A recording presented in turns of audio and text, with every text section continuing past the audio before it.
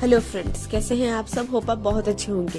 Welcome back to my channel Career Point with Shashwati. दोस्तों, मैं आज आपके लिए कुछ गवर्नमेंट वैकेंसीज लेके आई हूँ जो पूरी ओडिशा की तरफ से निकल के आया है। ठीक है, ओडिशा का वैकेंसी निकल के आया है, सब अप्लाई कर सकते हैं ओडिशा के कैंडिडेट्स।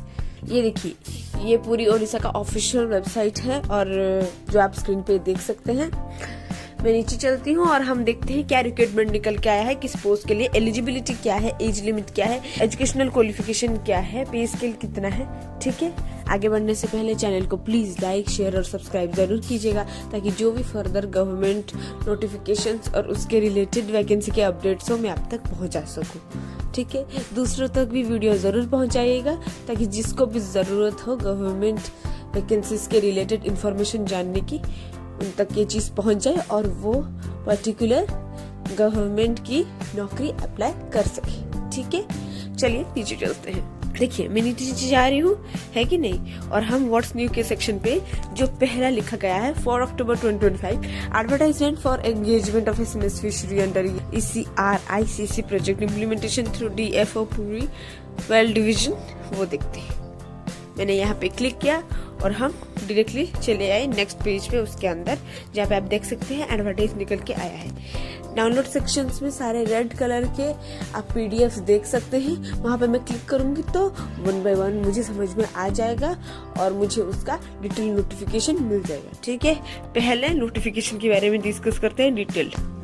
ये देखिए, आ गया ना डिटेल नोटिफिकेशन। चलिए इसके बारे में थोड़ा डिस्कस करते हैं। पोजीशन क्या है? सब्जेक्ट मैटर स्पेशलिस्ट का पोस्ट है, फिशरी के अंडर आता है। ठीक है, कितने पोजीशन से? 1। कहाँ पे आपका काम रहेगा, मतलब ऑफिस क्या होगा काम का, आपका हेडक्वार्टर क्या है? Divisional forest officer DPMU ECRICC project पूरी, इसके अंडर होगा। पूरी में ही आपका काम रहेगा। ठीक है, आपका जो पोस्ट है वो रिलोकेट हो सकता है फील्ड लोकेशंस पे, अगर जरूरत पड़ी तो यहाँ पे लिखा गया है। ठीक है, कॉन्ट्रेक्चुअल बेसिस का जॉब है। 12 मंथ्स का पहले आपका काम रहेगा, एक्सटेंड हो सकता है 3 साल तक आपका काम देख के। ठीक है, कैसे आप काम कर रहे हैं, उन्हें सेटिस्फाई लग रहा है नहीं, ठीक है, वो परफॉर्मेंस देख के आपका काम एक्सटेंड होगा 3 साल तक। आ गया समझ में? सैलरी कितना होगा? 50,000 पर मंथ, कंसोलिडेटेड है। नीचे चलते हैं, देखिए बैकग्राउंड दिया गया है।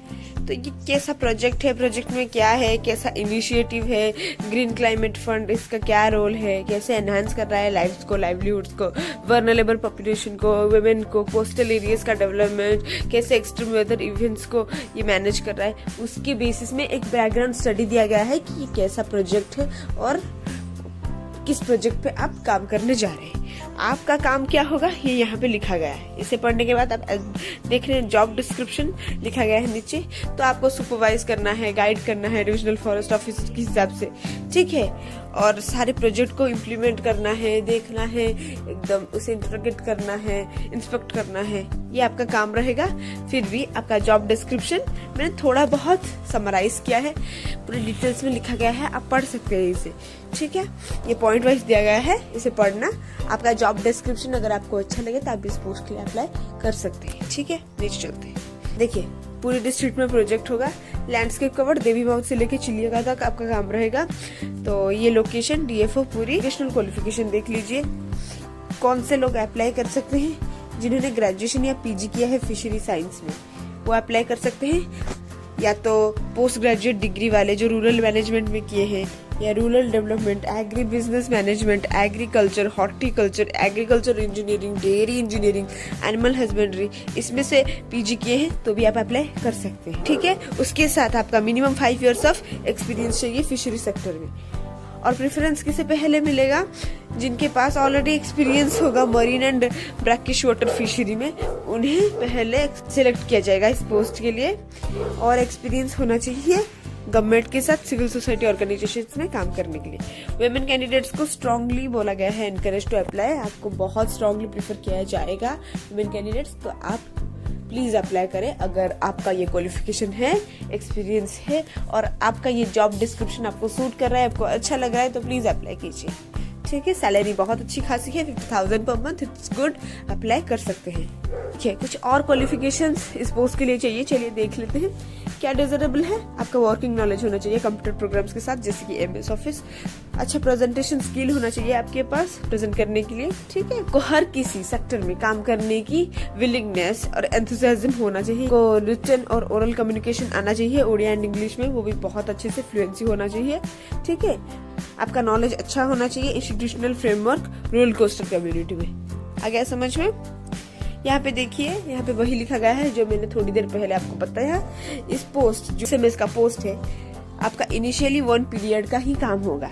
अगर आपको इस 1 वर्ष में देखा जाएगा कि आप इस काम को अच्छे से कर रहे हैं और उन्हें सेटिस्फाई लग रहा है, ठीक है, तभी आपका काम 3 इयर्स तक एक्सटेंड होगा इस प्रोजेक्ट का अंडर।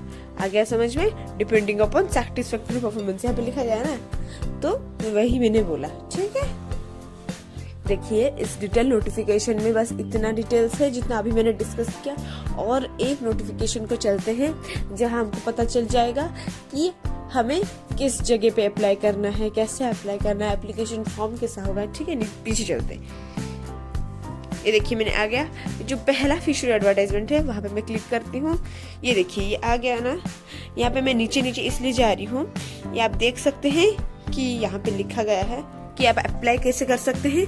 ऐसे पूरी government.odisha में जाके अप्लाई कर सकते हैं। एप्लीकेशन शुरू और कब खत्म हो रहा है? 5 अक्टूबर से शुरू हो रहा है, 15 अक्टूबर तक चलेगा, मतलब इसका एप्लीकेशन डेट 15 अक्टूबर लास्ट, ठीक है। आपका एप्लीकेशन फॉर्मेट दिया गया है। एप्लीकेशन फॉर्मेट के बारे में मैं डिस्कस कर लूंगी। इसे डिस्कस करने के बाद, एप्लीकेशन फॉर्मेट आपका ऑनलाइन दिया गया है, उसे डाउनलोड करना पड़ेगा, उसका प्रिंट आउट निकालना पड़ेगा, उसे भरना पड़ेगा। उसे भरने के बाद उसके साथ नेसेसरी रेलेवेंट डॉक्यूमेंट्स अटैच करने पड़ेंगे और भेज देना पड़ेगा कहाँ पे? ऑफिस ऑफ DFO पूरी बाय 5 PM ऑफ 15 अक्टूबर। कैसे? रजिस्टर्ड या स्पीड पोस्ट के थ्रू, ठीक है। इसका मतलब ये है कि आपका एप्लीकेशन फॉर्म 15 अक्टूबर से पहले उन तक पहुंच जाना चाहिए, ठीक है। लेटेस्ट इसलिए लिखा गया कि एटलीस्ट जिनका नहीं पहुंचा है उनका 15 अक्टूबर शाम 5 बजे तक उनका लेटर वहां पे पहुंच जाना चाहिए, वरना वो चेक नहीं कर पाएंगे, पता नहीं चलेगा कि किसने अप्लाई किया है, कैसे अप्लाई किया है। आ गया समझ में?